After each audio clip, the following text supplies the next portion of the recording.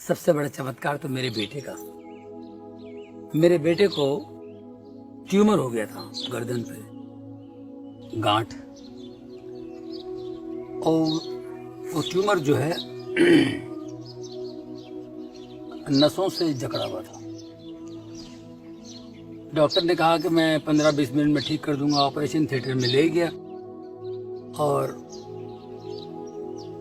फिर डॉक्टर ने operation theatre में बुला करके कहा कि ये ऑपरेशन हो नहीं पाएगा। मेरा बेटा लेटा हुआ था और इतना लंबा कटा हुआ था, पूरा उन्होंने काट दिया था।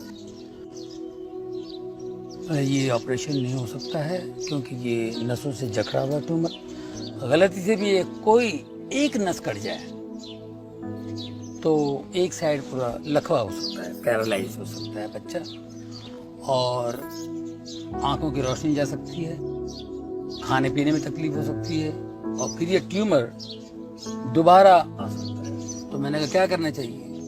मुझसे पूछा आप बताइए। मैंने कहा आप डॉक्टर बताइए। मैंने कहा मत कीजिए फिर ऑपरेशन, इतनी प्रॉब्लम्स हैं तो मत कीजिए। तो उन्होंने फिर से टाँके लगा दिए। तो उसके बाद मैं होम्योपैथी, आयुर्वेदिक का इलाज करता रहा, उससे कोई फायदा नहीं हुआ। जो ट्यूमर था और बढ़ता गया, इतना बड़ा ट्यूमर। बच्चा अपने कॉलर से उसे छुपाया करता था ट्यूमर से। स्कूल से कभी कभी रोते हुए आता था, बच्चे सब चिढ़ा रहे हैं मुझे। मैंने कहा बेटा मैं क्या कर सकता हूँ, मैं तो मेरी पूरी कोशिश है कि तुम्हारा इलाज हो, लेकिन ऊपर वाला है वो ठीक कर देगा। मैं परमेश्वर पे विश्वास रख करके प्रार्थनाएं मैं अटेंड करता था। प्रार्थनाओं में जाता था जहाँ पर हीलिंग वगैरह होती है, चंगाई मिलती है, वहाँ मैं जाया करता था। अगर मैं बिजी हूँ तो मेरी बीवी ले जाते थे बच्चे को। हमेशा हर पास्टर ने कहा कि ये ठीक हो जाएगा, प्रभु यीशु से ठीक करेंगे। कैसे करेंगे, कब करेंगे उनको पता है, लेकिन ये ठीक हो जाएगा। तो मैंने अपने बेटे से कहा कि भाई तुम्हें कहीं घूमना है छुट्टियों में, जहां बोलो मैं ले जाऊंगा, लेकिन इस ट्यूमर का जिक्र मुझसे मत करना। 2002 में मैं अपने बच्चों को घुमाने के लिए अमेरिका ले गया। तो वहां पर एक प्रेयर मीटिंग में मैं खड़ा हुआ था, प्रेयर कर रहा था। तो एक पासवान साहब पास्टर वहां से गुजर रहे थे, उनकी नजर पड़ी मेरे बच्चे के ट्यूमर पे। उन्होंने पूछा ये क्या है? मैंने कहा जी ये ट्यूमर है। बोले उसको ले जाओ फलाने हॉस्पिटल में, न्यूयॉर्क में स्लोन केटरिंग हॉस्पिटल, और प्रभु उसको ठीक करना चाहता है, उसको ले जाओ। मैंने अपनी बीवी से कहा भाई क्या करें? बीवी ने कहा बिल्कुल नहीं। मैंने कहा देखिए इस वक्त हम लोग परमेश्वर के घर में हैं और वो कह रहे हैं, और मुझे ऐसा लग रहा है कि उनकी जबान से यीशु कह रहे हैं। मेरी बीवी ने कहा कि 2002 है, 2003 में करते हैं, अभी 6 महीने तो बाकी है। मैंने कहा 2 और 3 का क्या चक्कर है भाई, आपको तो विश्वास करना है। बाद में उन्होंने बताया कि अपनी सहेली के साथ कहीं कुंडली दिखवाने गई थी, कुंडली दिखलाने। तो कुंडली वाले ने कहा कि 2002 बहुत खतरनाक है बच्चे के लिए, 2003 ठीक है। तो मैंने कहा यार इन बातों पे विश्वास मत करो, परमेश्वर पर विश्वास करो, वो जिंदा परमेश्वर है। तो मेरी बीवी ने कहा अगर वो जिंदा परमेश्वर है तो आप उनसे मांगिए, प्रार्थना कीजिए, अगर वो आपसे बात करते हैं तो हम ऑपरेशन करवा लें। तो मैंने उसी वक्त घुटने टेक करके प्रार्थना की। मैंने कहा यीशु मुझे बताओ, मुझे कुछ समझ नहीं आया, मैं ऑपरेशन करूँ या नहीं करूँ?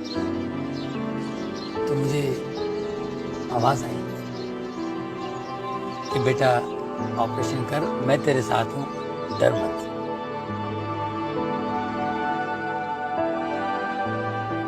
ये आवाज मैंने सुनी। मैंने बीवी से कहा कि मुझे ऐसी आवाज आई, प्रभु तो कह रहा है करो ऑपरेशन। बोले ठीक है। फिर हम लोग ऑपरेशन के लिए गए। बहुत अच्छा सा डॉक्टर हमें मिला वहाँ पे। हमने सब कुछ डेट फिक्स करके ऑपरेशन किया। बहुत से लोगों ने मेरे बच्चे के लिए प्रार्थना की। काफी लोगों ने बच्चे के लिए नेगेटिव बातें की कि ऑपरेशन करेगा तो बच्चा चला जाएगा, बच्चा नहीं बचेगा। लेकिन हमने प्रभु पे विश्वास करके ऑपरेशन किया। 3 घंटे का ऑपरेशन हुआ। ऑपरेशन के बाद जब बच्चे को कमरे में ले आया तो मेरे बच्चे को मैंने देखा।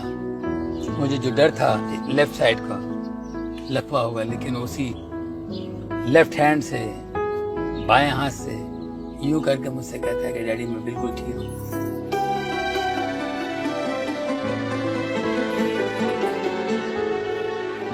उसे जरा भी तकलीफ नहीं, बिल्कुल ठीक हुआ।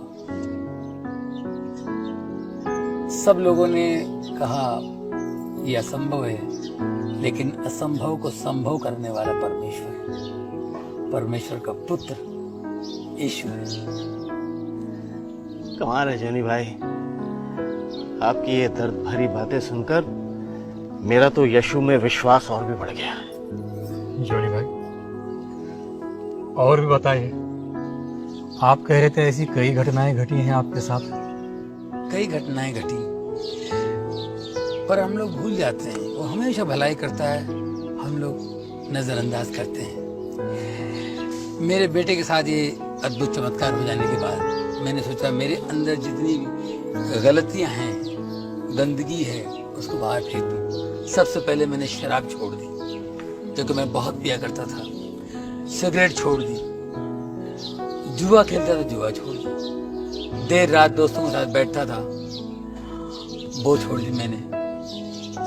और फिर मैंने सोचा कि मैं गली गली गांव गांव जाऊंगा और यीशु के चमत्कार कामों का वर्णन करूंगा, सबको बताऊंगा, उनकी बढ़ाई करूंगा, ताकि वो बढ़े, हम घटे। सही बात है साहब, आपकी तरह और कितने ही लोग बदले होंगे। हम तो खुद ही पूरी तरह बदल गए हैं और तय कर लिया है हमने, यीशु ने जो कहा है उसी के हिसाब से जिएंगे। वाह। लेकिन साहब, गांव में अभी भी काफी सारे लोग हैं जो यीशु के बारे में और जानना चाहते हैं, लेकिन हम लोग उन्हें कैसे बताएं? हम तो अभी सीख रहे, जान रहे। बस इतना ही मालूम है कि जो भी है सच है और वो दूसरों तक पहुंचाना है। नहीं तो ऐसे हो जाएगा कि सामने खजाना है और किसी की मदद ही नहीं हो पा रही। ऐसा खजाना तो बेकार ही है ना साहब। देखिए, आप लोगों के पास जो विद्या है, जो इल्म है, ये लोगों में बांटना चाहिए। लोगों की भलाई के लिए, बेहतरी के लिए इसका इस्तेमाल होना चाहिए।